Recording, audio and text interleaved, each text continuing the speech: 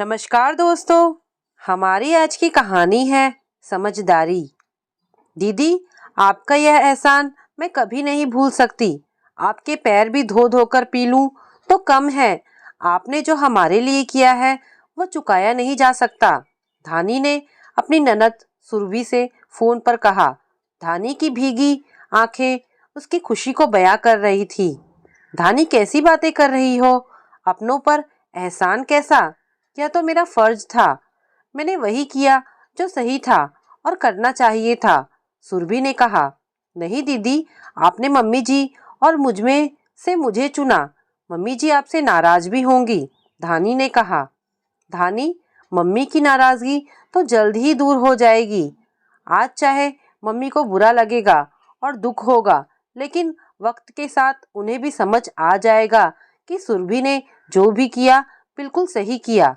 सुरभि ने कहा, काश ऐसा ही हो। अपनी भाभी और माँ में से किसी एक को चुनना बड़ी मुश्किल होता है।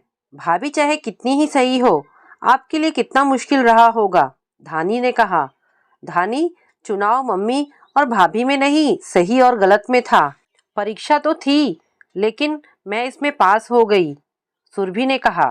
दीदी, पास ही नहीं हुए, डिक्टेशन के साथ पास हुए हो, धानी ने कहा। धानी, यह सब छोड़ो, अब तो तानी की शादी की तैयारी करो। बड़ी बहन हो, आखिर सारी जिम्मेदारी उठानी होगी, सुरभि ने कहा। ठीक है दीदी, अभी फोन रखती हूँ। धानी ने फोन रख दिया था। धानी सुरभि के छोटे भाई संयम की पत्नी थी।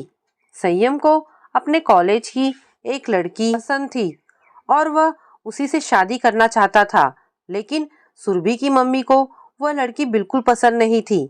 मम्मी ने इमोशनल ड्रामा करके अपने प्यार का वास्ता देकर संयम को अपनी पसंद की लड़की धानी से शादी करने के लिए मना ही लिया था।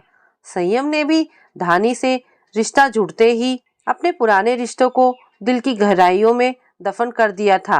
धानी एक बहुत ही प्यारी सी लड़की थी। सुरभि को वो अपनी छोटी बहन सी ही लगती थी। वह एकदम मासूम और निर्मल थी, लेकिन शादी के बाद से ही सुरभि की मम्मी को धानी में कमियां ही कमियां नजर आने लगी थी।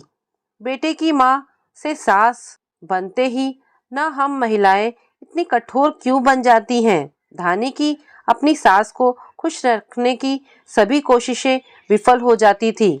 सुरभि को धानी में ऐसी कोई कमी नजर नहीं आती थी। वो हमेशा मुस्कुराती रहती, घर में सबकी पसंद का ध्यान रखती थी, सभी से प्यार से बात करती थी।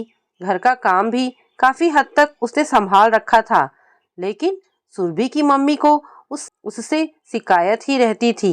धानी की छोटी बहन तानी उससे 1 साल ही छोटी थी।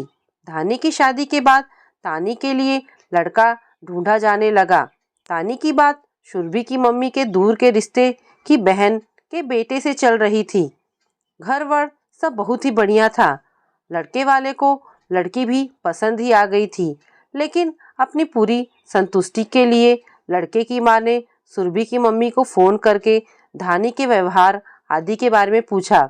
सुरभि की मम्मी ने कहा कि बहन, उस घर में रिश्ता जोड़कर अब तक पछता रही हूँ। धानी जैसी बहू किसी को ना मिले। सुरभि की मम्मी ने और भी कई बुराइयां की, लेकिन उसकी बहन थोड़ी समझदार भी थी। उन्हें उनकी बातों पर पूरा यकीन नहीं हुआ। उन्होंने सुरभि को फोन करके धानी के बारे में पूछा। सुरभि ने अपनी मम्मी के विपरीत धानी को एक बेस्ट भाभी और बहू बताया। मासी, सास तो सास ही होती है, मम्मी की बातों पर ज्यादा ध्यान मत दीजिए। धानी की बहन तानी भी उतनी ही समझदार, मिलनसार, मधुरभाषी और घर के कामकाज में पारंगत है। आप तो आंख बंद करके उस घर में रिश्ता कर सकते हो, सुरभि ने कहा। सुरभि की बातों से मासी समझ गई थी कि धानी की सास की बातों में तो जरा भी सच्चाई नहीं है। उन्होंने अपने बेटे का रिश्ता तानी से तय कर दिया था। सुरभि की मम्मी सुरभि से बहुत नाराज भी हुई थी। तब सुरभि ने इतना ही कहा था कि मम्मी, किसी की बेटी की जिंदगी क्यों खराब करना, और आप अपनी हरकतों से अपना ही बुढ़ापा खराब करोगे।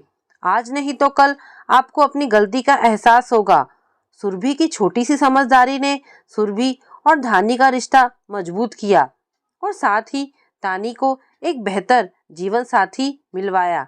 और साथ ही भविष्य में धानी और उसकी सास के संबंध बेहतर होने के द्वार भी खुले रखे।